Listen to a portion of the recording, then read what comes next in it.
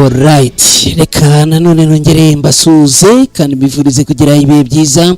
Nizere ko mbeze neza. Nitwa Umukada, ninje muri studio za Ibendera TV. Hari amakuru akomeye cyane kandi yihutirwa agezweho muri aka kanya. Niyo rero nje muri studio kugira ngo turebere hamwe, ariko kandi birumvikana ane bamaze kugera hano wese ngwaye ikaze. Aya makuru yo kuri uyu munsi, reka mbibutse ko uyu munsi turi kwa mbere tariki 22 z'ukwezi kwa gatandatu muri mwaka wa 2026. Yabamaze kugera hano rero ngo haye ikaze risesuye. Unyemerere unkundire unkorere rai kuraza kuba ugize neza. Niba urimo kunyumva umbwira uti ndakumva, umbwira uti turi kumwe, uraza kuba ugize neza. Amakuru yacu twihuse araza kwitsa no kwibanda ku ngingo z'ingenzi zikurikira. President Ndayishimiye Evariste w'u Burundi na President Tshisekedi wa Repubulika Iharanira Demokarasi ya Kongo bongeye kwijundika u Rwanda na mama 23 ndetse bakora ibisa no kwenyegeza intambara. Iyo ni imyanzuro y'ibiri ikomeye cyane, ndaje mukanya tuyigaruke ko kugeza ubu kandi turanyarukira muri Minembwe na Mwenga. Turebera hamwe ko umutekano wifashe kugeza amagingo aya ngaya. Intwaro zirenga 200 n'amasasu menshi amaze gufatwa, afashwe n'abande, afatiwe he? Ibi byose turarebera hamwe aho bifatiwe. Imirwano yongeye kubura hagati ya Wazalendo na mama 23 imasisi. Ubu byifashe gute? Turaza kurebera hamwe uko ibintu bimeze. Irani yahize gusubiza ibitero bya Amerika mu buryo bwose. Leta Zunze Ubumwe za Amerika na Irani ibyabo abiraza kugana hehe? Ndaje nabyo tubirebere hamwe. Ubushinwa bwihimuye kuri Amerika, byagenze gute? Ndaje tubirebere hamwe. Hanyuma Zelensky wa Ukraine amaze guteguza ibitero bikomeye cyane ku gihugu cya Belarus. Ibi byose rero anibyo twabateguriye tugiye gusangira hamwe namwe muri aya makuru agezweho kuri aya masaha. Ntabwo abiri buze kuntwara umwanya munini cyane kugwa ikaze, kubera yuko abantu mwese mudukurikiye tayari namaze kubashyira muri aya makuru.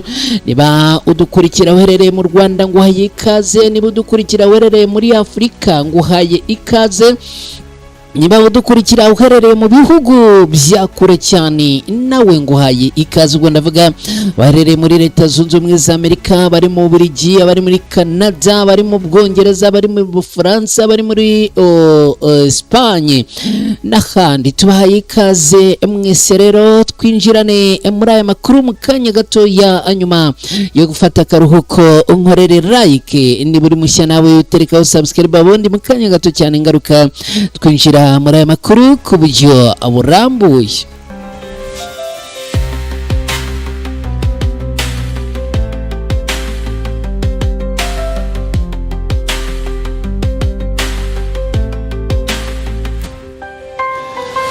Nongeye kuguha ikaze nanone wowe udukurikiye mukunzi wa Ibendera TV. Nitwa Umukada, twinjiye makuru agizwe kuri aya masaha n'amakuru birumvikana akomeye cyane. Reka tunahite dukubita tubangura anaya makuru.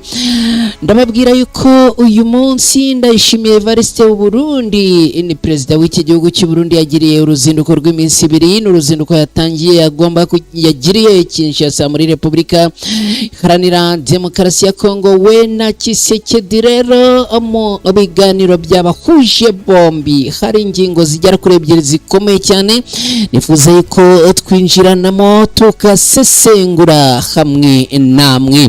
Mu gihe umutekano ukomeje kuzamba mu burasirazuba bwa Repubulika Iharanira Demokarasi ya Kongo, uruzinduko rw'iminsi 2 Perezida w'u Burundi Evariste Ndayishimiye yagiriye Kinshasa rwongeye gukurura impaka n'isesengura rikomeye mu karere k'ibihugu by'ibiyaga bigari.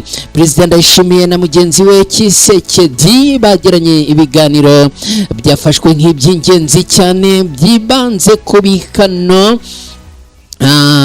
byibanze ku bibazo by'umutekano muke bikomeje kuvugwa muri Repubulika Iharanira Demokarasi ya Kongo, cyane cyane ibijyanye n'umutwe wa M23 bongeye gushimangira ko uyu mutwe ngo uterwa inkunga n'u Rwanda, bityo rero mu myanzuro bafashe bakaba bavuze ko ngo bagiye kongera imbaraga zirwanya aba bose.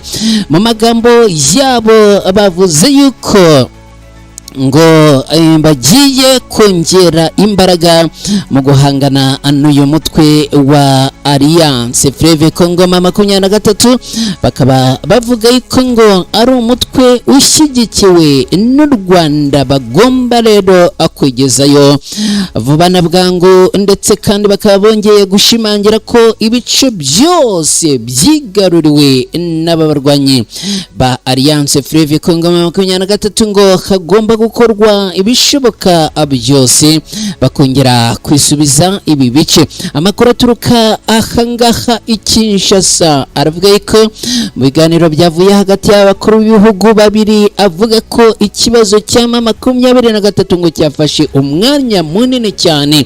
Perezida Tshisekedi na Ndayishimiye bakaba bongeye kugaragaza impungenge zabo ku mbaraga M23 ikomeje kugaragaza ku mirongo y'imbere ku rugamba mu bice by'uburasirazuba bwa Kongo, nk'uko impande zombi zibivuga.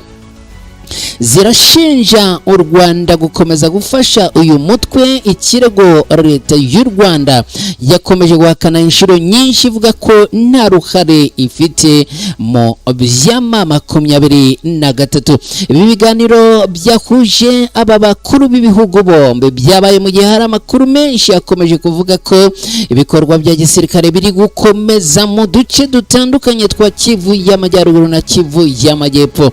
Biravuga ko aba bayobozi bombi rero bemeranyije gukomeza ubufatanye bwa gisirikare hagati y'ibihugu byabo no kongera imbaraga mu bikorwa byo guhangana n'ababarwanyi b'intare za Sarambwe bavuga yuko ngo ari u Rwanda rwateye iki gihugu. Minembwe nayo ni mu gace kongeye kugaruka muri ibi biganiro by'abakuru b'ibihugu bombi. Ni nyuma yuko mu Minembwe hamaze iminsi habera imirwano. Iyi mirwano kandi ikaba yaratakarijemo ubuzima abasirikare benshi b'u Burundi. Ibi rero nta kuntu byari kubura ku meza y'ibiganiro hagati y'abagabo bombi, aho rero n'ubundi bongeye kugaruka ku bijyanye n'impamvu izi ngabo zabo zikomeje gutsindwa bikomeye cyane. Amakuru aravuga yuko kimwe mu bintu byatumye Perezida Neva yerekeza Kinshasa ngo harimo igitutu cy'imirambo myinshi y'abasirikare bamaze iminsi bakubitirwa muri Kivu y'Amajyepfo. Amakuru menshi rero akabavuga yuko ku mirwano yabereye muri aka karere hapfuye abasirikare benshi b'u Burundi, akaba ibi nabyo biri mu byaganiriweho n'abakuru b'ibihugu bombi. Kugeza ubu nubwo imibare nyakuri itari yatangazwa ku mugaragaro, ariko amakuru atandukanye akomeza kuvuga ko habayeho igihombo gikomeye cyane ku ruhande rw'ingabo z'u Burundi zikorera muri aka gace. Amakuru akavuga ko impamvu abango bakomeje gupfa ari benshi ngo nuko baba bamaze gushyirwamo ibitekerezo by'uko barimo kurwana n'u Rwanda. Aba bagabo bombi rero bakaba bavuze ko hagiye kongerwa imbaraga mu gisirikare ku mpande zombi. Bamwe mu basesenguzi mu mutekano kandi bavuga ko ibi byajyanye Perezida Neva Kinshasa ngo haba harimo no kudiringa uburyo abasirikare b'igihugu cye bakongererwa agafaranga kenshi, cyangwa se akakongerwa umubare w'abasirikare bajya mu butumwa nk'uko babivuga muri Repubulika Iharanira Demokarasi ya Kongo. Leta ya Gitega ikuriwe na Perezida Neva rero bakaba bongeye kwizeza Repubulika Iharanira Demokarasi ya Kongo Kongo bazakora ibishoboka byose bakayitabara. Hari abemeza ko hashobora gufatwa ingamba zikomeye zo kongera abasirikare cyangwa ibikoresho bya gisirikare mu duce tumwe na tumwe tw'uburasirazuba bwa Kongo. Hari abandi basesenguzi bavuga kandi ko kuba aba bagabo bombi bongeye gutunga urutoki u Rwanda haba hari umugambi urimo kwenyegezwa wo kugaba ibitero akabutindi ku Rwanda. Amakuru ari gukwirakwira hirya no hino mu mbuga zitandukanye aravuga ko abakuru b'ibihugu bombi bashyize imbere umuhigo wo gukomeza guhangana n'ibyo bita ibikorwa bihungabanya umutekano wa Repubulika Iharanira Demokarasi ya Kongo. Kugeza ubu kandi ibintu bikaba byongeye kuzamba gatana cyane nyuma y'uko n'ubundi aba bakuru b'ibihugu byombi ku rupapuro barapanga ariko ku rugamba ho bakaba bakomeje gutsindwa burundu. Ku rundi ruhande abakurikiranira hafi ibibera mu karere baravuga ko ibi biganiro bishobora kongera ubushyuhe bwa diplomasi hagati y'ibihugu byo mu karere k'ibiyaga bigari, cyane cyane mu gihe birego n'ibisubizo hagati ya Kinshasa na Kigali bikomeje kwiyongera, mu gihe abaturage bo muri Kivu y'Amajyaruguru na Kivu y'Amajyepfo bakomeje guhura n'ingaruka z'intambara. Benshi bategereje kureba niba ibiganiro bya Ndayishimiye na Kisekedi bizatanga umusaruro mu rwego rw'umutekano cyangwa niba bizakurikirwa n'ibindi bikorwa bya gisirikare bishobora kongera guhindura isura y'urugamba mu burasirazuba bwa Repubulika Iharanira Demokarasi ya Kongo. Icyakora ikigaragara nuko uruzinduko rwa Perezida Ndayishimiye Evariste i Kinshasa rwabaye mu gihe cy'ingenzi cyane kandi ibyahavugiwe bishobora kugira uruhare rukomeye ku cyerekezo cy'umutekano n'imibanire y'ibihugu byo mu karere mu minsi iri imbere. Bakunzi ba Ibendera TV dukomeje n'aya makuru y'umunyemerere twerekeze mu Minembwe turebere hamwe ko mu Minembwe ubu ngubu situation yifashe. Hari amakuru avuga ko Pwezero yamaze kubatombe maboko y'abarwanyi b'intare za Sarambwe. Reka rero tumanuke gato twerekeze ahangaha turebere hamwe uko ibintu bimeze, ariko mbere gato yo kumanuka unyemerere nongere nkwibutse ko turi ku Ibendera TV, turi makuru agezweho kuri aya masaha. Niba bamaze kugera hano unyemerere nkorere like uraza kuba ugeze neza, niba aribwo bwa mbere ugeze hano kandi ntugende utankoreye subscribe. Ndanaboneraho gushimira abantu mwese mwakoze like ku Ibendera TV n'abakoze subscribe ku Ibendera TV, mwese mwarakoze cyane. Reka rero turebere hamwe uko ibintu byifashe mu ntara Kivu y'Amajyepfo. Aya masaka tuvugana bimeze gute mu bice bigize teritwari ya Mwenga n'iya Fizi?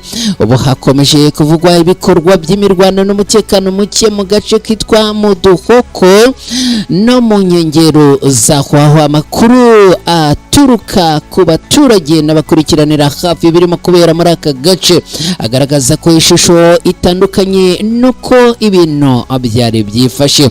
Nkuko amakuru aturuka mu bice by'Itombwe muri sekiteri ya Itombwe abivuga, biravuga ko ngo ihuriro ry'ingabo za Repubulika Iharanira Demokarasi ya Kongo FARDC, ingabo z'u Burundi ndetse n'abarwanyi ba Wazalendo bongeye kugaba ibitero mu gace ka Muduhoko.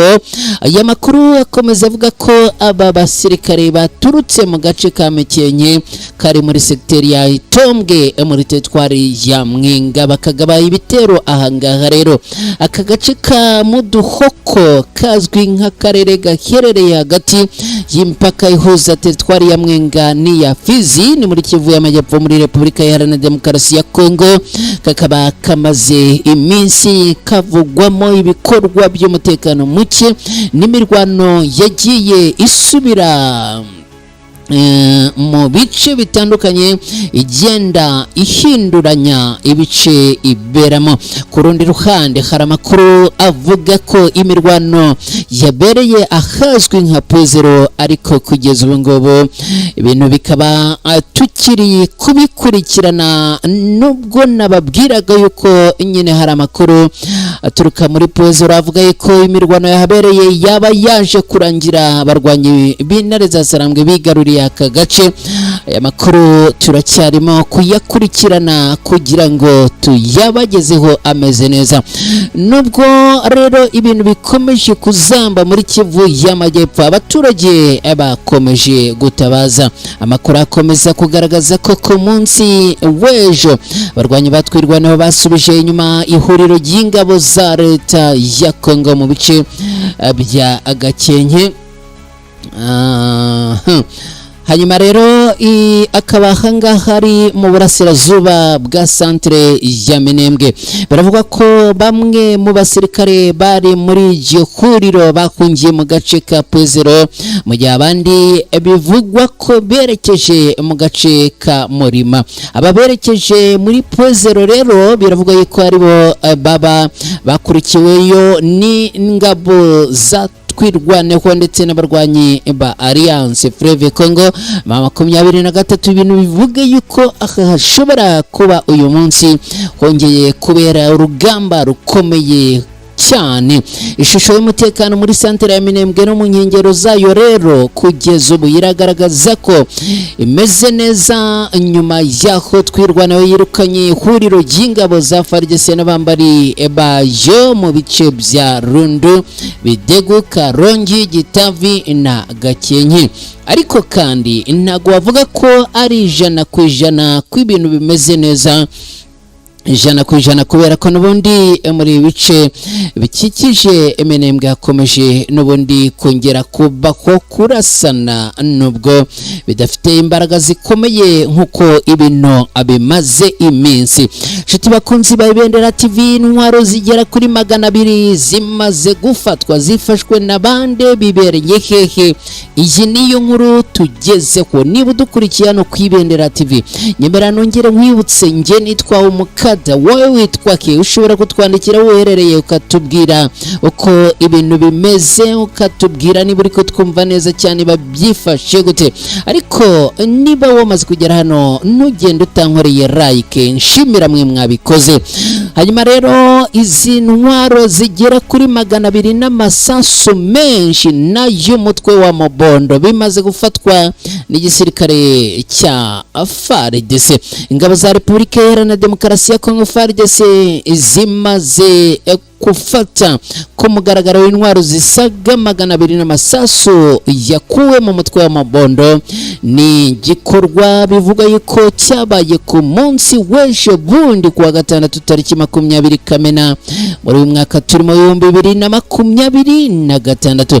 Muri iki gikorwa ni gikorwa cyabereye ahitwa Nsere, ni igikorwa kigaragaza intambwe ikomeye n'ubundi yo guhangana n'iyi mitwe yitwaje intwaro. Ibikoresho byafashwe rero biragaragaza ingabo, by'umwihariko ibikoresho bikaba birimo imbunda zo mu bwoko bwa AK47, ibyuma bitera roketi, imbunda z'imashini na grenade. Izi ntwaro zikaba zashyikirijwe Major General Chiko Chitambwe, umuyobozi w'agace ka gatatu k'ingabo za FARDC na Minisitiri ushinzwe ingabo ushinzwe abasirikare bakoze ari abasirikare yitwa Elieza Ntambwe.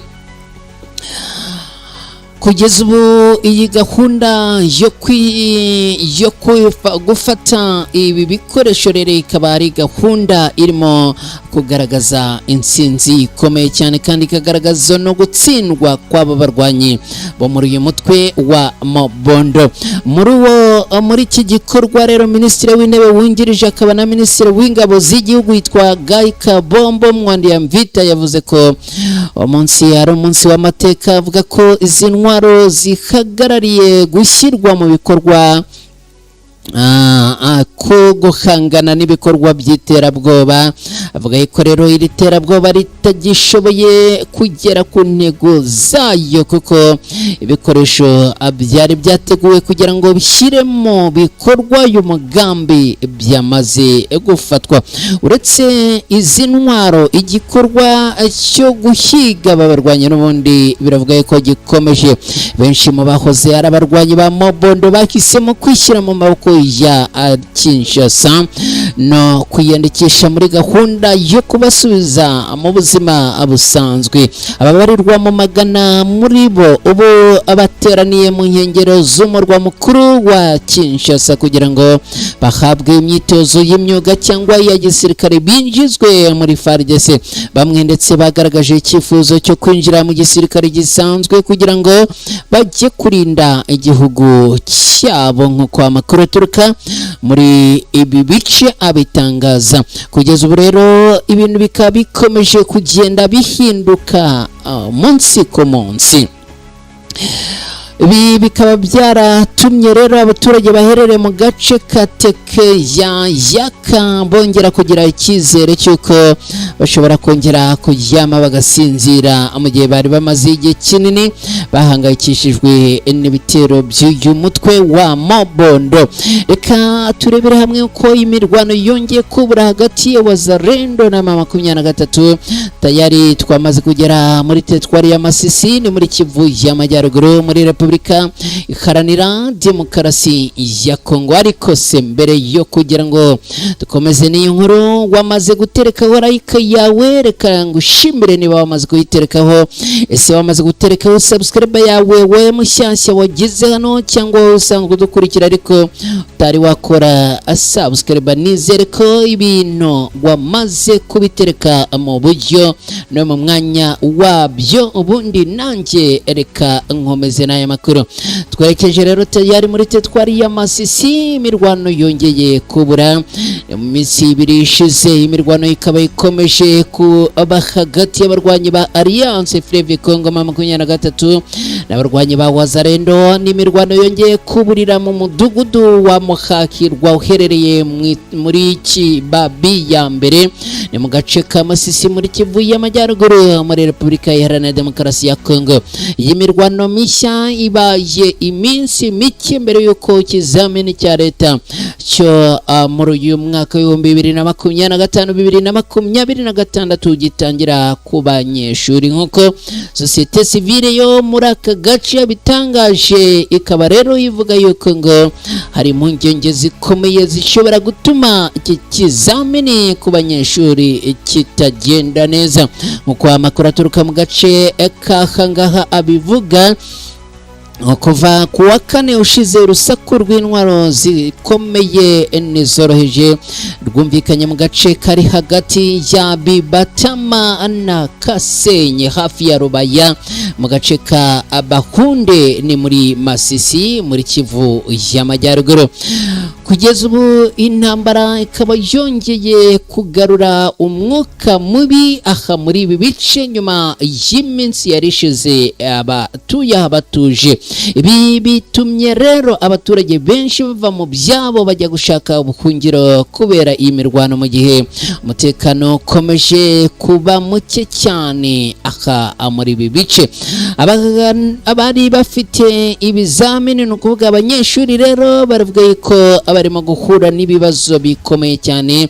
Aha ni naho sosiyete sivile yo mu murenge wa Katoyi ivuga ko ihangayikishijwe cyane n'ibibazo birebana n'iyi ntambara ushobora gukumira no gukoma mu nkokora ikorwa ry'ibizamini ku banyeshuri bo mu mwaka wa nyuma w'amashuri yisumbuye bagombaga gutangira ibizamini byabo kuri uyu munsi, nk'uko byatangajwe n'umuyobozi w'ishami rya Masisi ya kane. Ibigo by'ibizamini bya Ruke 1 cyangwa se Ruke ya mbere na Ruke kabiri byabaye bihagaze aha ni mu itsinda rya Nyamaboko, bikaba byimuriwe mu Kinigi na Rubaya mu cyumweru gitaha kubera umutekano muke. Kugira ngo abakandida bagere kuri izi nzego bagomba kwambuka hano harehare bagakora urugendo rurerure. Ibintu sosiyete sivile bivuga ko n'ubundi bikomeje kuzana ingaruka zikomeye cyane muri ibice biturutse n'ubundi kuri uyu mutekano muke ukomeje kubahangaha. Shiti bakunzi ba Ibendera TV dukubita tubangurana y'amakuru, ni munyemerere twerekeze muri Iran. Kugeza ubu tuvugana Iran irahonda gatoki ku kandi iravuga ko igomba kwica Leta Zunze Ubumwe za Amerika.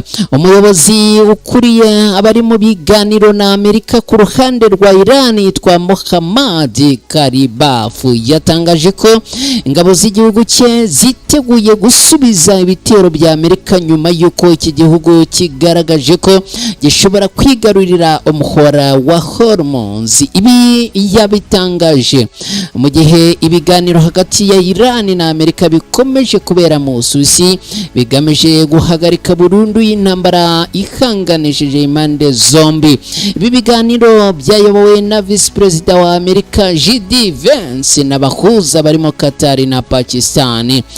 Karibaf yavuze ko iterabwoba ya Amerika ridashobora gutuma Iran ihindura ibyemezo byayo, anashimangira ko ingabo z'igihugu cye ziteguye gusubiza isaha yari yose mu buryo ubwo ari bwo bwose ibitero bya Amerika byahirahira byerekera kuri Iran, byaba byateguye byaba ibyayobye cyangwa se ibyikozwe, ngo ibi byose bazabisubiza kandi bihuse. Ni nyuma y'uko Trump yaramaze kuvuga ko Iran nifunga umuhora wa Hormuz abari mu biganiro batazashobora gusubira mu gihugu cyabo. Trump yavuze ko mu gihe amasezerano atagerwaho Amerika izigarurira Hormuz igatangira gusoresha ubwato bw'ibicuruzwa bukanyuzwa buri munsi burimo ubutwaye ibikomoka kuri peteroli. Uyu bwana Trump akaba yavuze ko mu gihe uyu muhora wa Hormuz utafungurwa ngo abo muri Iran bari mu biganiro bazaherayo, kubera yuko ngo ntago bazigera babona inzira yo kunyuramo bataha.